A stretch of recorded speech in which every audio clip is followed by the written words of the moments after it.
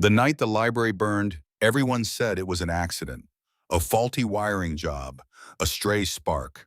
That was the story the police wrote in careful strokes, sealed with stamped signatures and closed doors. But Mara Quill did not believe in neat endings. She stood on the charred steps with ash in her hair and a folder pressed to her chest, the one thing she had not handed over to officials: a set of handwritten index cards, catalog numbers, and a note in the margin of a book that no longer existed. Mara was the night archivist. That meant she knew where things belonged. She knew what should have been on which shelf, and she knew what was missing. The fire started in the West Reading Room, the oldest part of the building. That room had a particular smell even after rain, paper soaked with time. Mara had been there an hour before the alarm, checking returns. She remembered because the air was oddly still, like the building was holding its breath. Her phone had buzzed once at 11:17, a reminder from the catalog system. But when she tapped it, the message vanished. Not deleted, not erased, it simply ceased to exist, leaving her screen blank as if nothing had ever been there. She wrote it down on an index card. She always wrote down anomalies. That habit had kept her sane through years of missing pages and misfiled maps. When the fire alarm finally shrieked, the West Room was already bright with heat. Mara watched from the street as firefighters rushed in, then pulled back like something inside had pushed them away. It was subtle at first. They moved forward, then stopped. One firefighter tugged his sleeve toward the doorway as if testing a magnet. Another swallowed hard, eyes wide.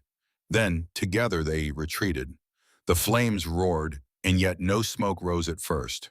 Smoke arrived later, delayed, like a decision. When the West Reading Room collapsed, it did not fall the way floors should. It folded inward. The bookshelves compressed, not breaking outward but folding into themselves, as if the room had been packed into a box. People later insisted it was structural failure. Mara insisted the room was shrinking. The police interviewed everyone, but they did not ask the right question. They asked who had access to the building, who might be angry enough to start a blaze. No one asked why the catalog system had sent a reminder at 11:17, then refused to remember it. No one asked why the index cards in Mara's pocket were warm, as if someone had been holding them. Her friend Jonah Rook found her in the rubble field 2 days later. Jonah was a restoration specialist, the kind of person who could coax a torn page into legibility. He wore nitrile gloves even when the air was clean. He squatted beside a broken window frame, reading the angle of burned glass like a fortune teller reading clouds. "You still have the cards," he said. Mara nodded. He held out his hand, but she pulled the folder close. "I'm not giving you anything yet." Jonah looked tired. He said quietly, "We both know it won't matter what we believe. Evidence is all that ever matters." Then he gestured toward a charred smear on the stone, the shape of a handprint, except it was too clean. The fingers were defined as if someone had pressed ink, not ash, and around it, tiny lines formed a grid. Mara leaned closer. It looked like the beginning of a barcode, except the marks did not match any system used in the city. Jonah said the strangest thing he had found so far, the only strange thing anyone could not explain away as heat. In the middle of the handprint, there was a letter. Not burned, not scratched. A letter that looked like it had been printed. Mara stared at it until her eyes blurred. It matched a character from her index card, the one she had made the night of the reminder. She brought Jonah to her apartment. She spread the index cards across her kitchen table. They were ordinary, ruled, slightly yellow, and yet every one of them felt charged. There were catalog numbers that no longer existed. There were file names that corresponded to sections inside the West Reading Room. And there was the margin note: "If the reminder returns, do not answer." It was written in Mara's handwriting. She would recognize it anywhere. But she did not remember writing it. Jonah ran his fingertips near the edge of the paper, careful not to smudge. He asked, "When did you write this?" Mara swallowed. "I don't know. That was the problem with mysteries. They did not start with missing answers. They started with missing memories." Jonah pulled out a magnifier. Under the glass, the ink pattern on the note shifted. At first it looked like plain black. Then, when the light hit from an angle, faint lines appeared between the words. Not writing, not code exactly.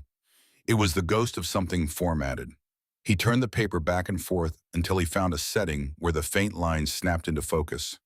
A string of letters, repeated like a header. Mara watched her own kitchen transform into a crime scene. She said, "It's the catalog system." Jonah nodded, slow. "But not our current catalog system. This looks like an older template, the kind used in the library before the digital upgrade." Mara said, "The system sent the reminder at 11:17. Jonah looked up, and it vanished. He tapped the note. What if it sent it to the wrong place? Mara shook her head. To the wrong place where? Jonah pointed at her index cards. These cards were not made to hold answers. They were made to hold instructions. The next morning, Mara returned to the library. It was boarded now, fenced in with warning signs and official silence. But Mara knew how to look.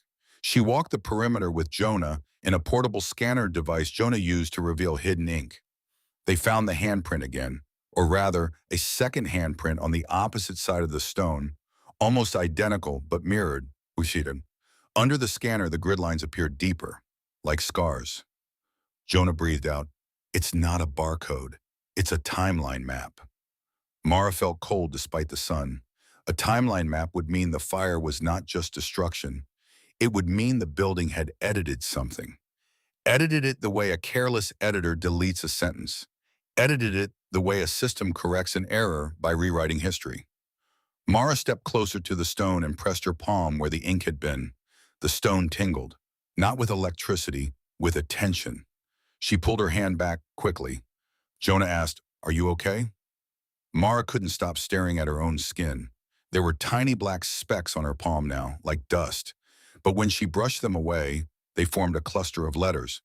Not random, the same header from the faint lines. Jonah said, "It's writing on you." Mara forced herself to breathe. Then the emergency broadcast happened. The city issued an alert about a chemical leak in a different district. Roads were diverted. People stared at screens that suddenly froze. In the middle of that confusion, Mara's phone buzzed. A reminder, 11:17. She watched it appear, fully formed, bright and undeniable. She did not touch it. She just stared, as if her refusal would be a kind of resistance. The screen changed anyway. The reminder rewrote itself while she watched. It shifted from a catalog reminder to a message addressed to her. Mara Quill, the message said, in a system font so clean it felt inhuman. Return what you found. Jonah looked at her face. Did you get it? Mara nodded. Return what you found.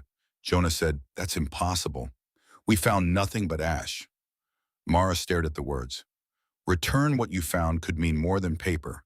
It could mean memory. It could mean time. She decided then that logic had limits, but it was still worth testing. They needed a control, something that had not been touched by the library fire. Jonah suggested a book from his own archive, a different collection, a different building, a different system. They chose an old atlas, pre-upgrade, stored in a climate-controlled room at his workshop. Mara placed her index cards beside it, then waited. Minutes passed with no response.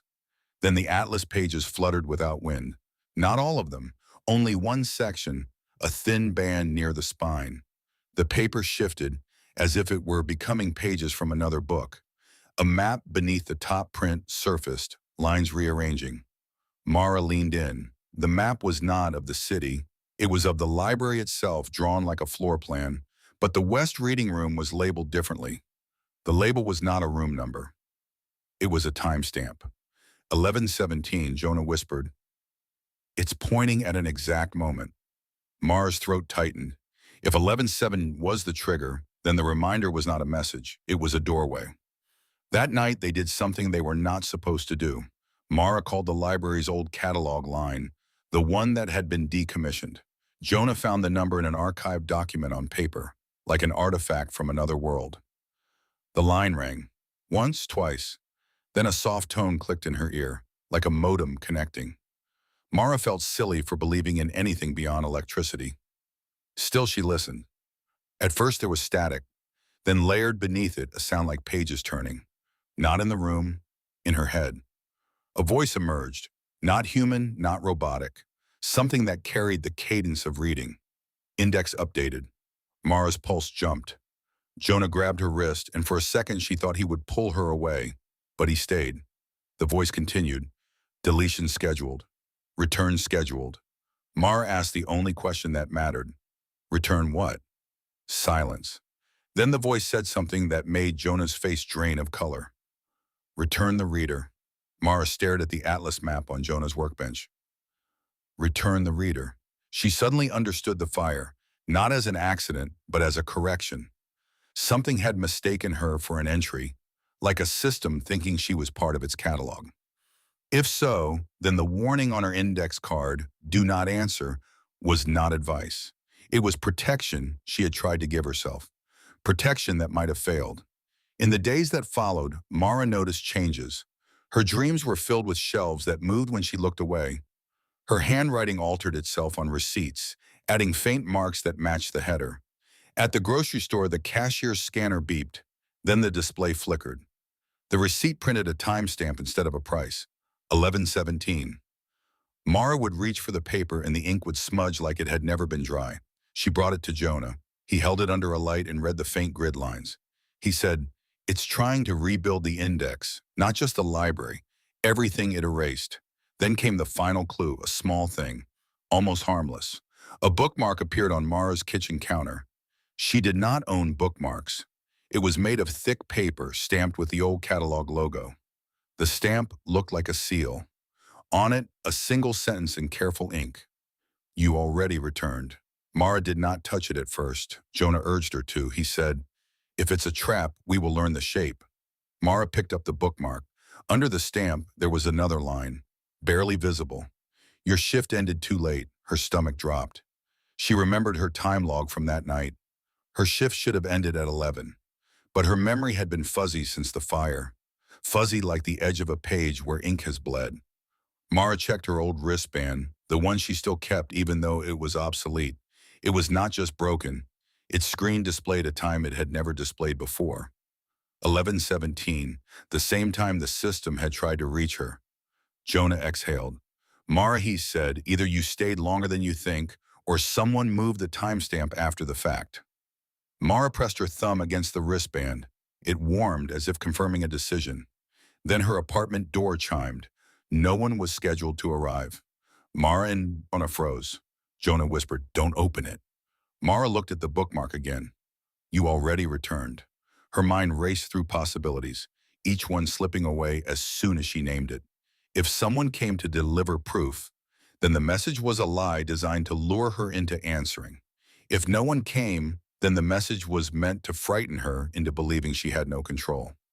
She stared at the door camera screen. The image showed a hallway, a delivery cart, a person in a janitor uniform. But the face was blurred, not from camera failure, but from something refusing identity. The person held a box. On the side of the box was a library label, West Reading Room. Inside the box, the camera captured the corner of a book. Mara knew the cover design because she had cataloged it once. It was a title she had seen in her index cards, one she had never seen with her own eyes. The Missing Book. The door camera flickered, then stabilized. The blur in the face resolved for one moment. It was Mara, not her face in the present, her face at an older angle, like a memory held too long. Then the image went blank. No blur, no person, just a uniform gray screen, the camera refusing to show the moment. Jonah stepped back. Mara's voice was thin. It's the system. Jonah asked, what system does? Mara held the bookmark so hard the edges bent. It edits, it corrects, it removes the version that got it wrong. Jonah shook his head, trying to keep the world consistent. But why? Mara listened for her own breathing and realized she could hear it too loudly, like the room was amplifying her to fit into a file. She said, because I answered. Jonah's brow furrowed. You did not. Mara pointed at her phone. It came, and I watched it. Watching counted. The system might treat attention as consent, or maybe it treats fear as a kind of response. Jonah looked toward the kitchen clock. The second hand ticked normally, but the minute marker on the screen did not match the analog time. The numbers were out by 1 unit, not wrong in a way humans make, wrong in a way systems adjust. Mara realized something else. The mystery was not about who started a fire. It was about what decided to erase the library's most important record. The missing record was not a person or a book. It was a moment. 1117. If you could rewrite a moment, you could rewrite the logic of everything that followed. Jonah asked, "What do we do now?" Mara looked at the bookmark. "You already returned." She could not tell if it meant she had succeeded in undoing something or if she had been forced back into a loop. So she chose the only action that felt honest. She opened the notebook where she kept her index card notes. Then she began to write a new entry. Not catalog numbers, not timestamps. A question addressed to no system in particular. "What did you delete?" As she wrote, the ink bled just slightly, forming grid lines underneath her question. For a moment, the room smelled like burnt paper. Then it was gone. Jonah leaned in, eyes wide. "Mara," he said, "do you feel it?" Mara nodded. It was like pressure behind her thoughts, like something trying to classify the shape of her curiosity. She stopped writing. The ink steadied. She held the bookmark up like a shield. Outside, the delivery cart rolled away. The door chimed again, once, then stopped. Mara and Jonah sat in silence. No sirens, no official updates, no explanation delivered in a tidy report. Only the sense that the library, somewhere between ash and in memory, was still keeping track. Some people would say it was a glitch, a fire that triggered old systems and corrupted timestamps. Some would say it was a hoax, a pattern stitched from fear. Some would say it was the worst kind of truth, one that could not be proven because it moved too fast. Mara would not claim she knew. She would only say this: after the first disappearance, the world feels thinner, like it might be edited again. And when the clock hits 11:17, somewhere deep in the city, a room waits to fold itself into the shape of a story. This time, it might not just take books. It might take the reader who still keeps answering. So the question remains, did Mara return or did the system return her? And if logic has been rewritten once, how would you even recognize logic when it changes its mind?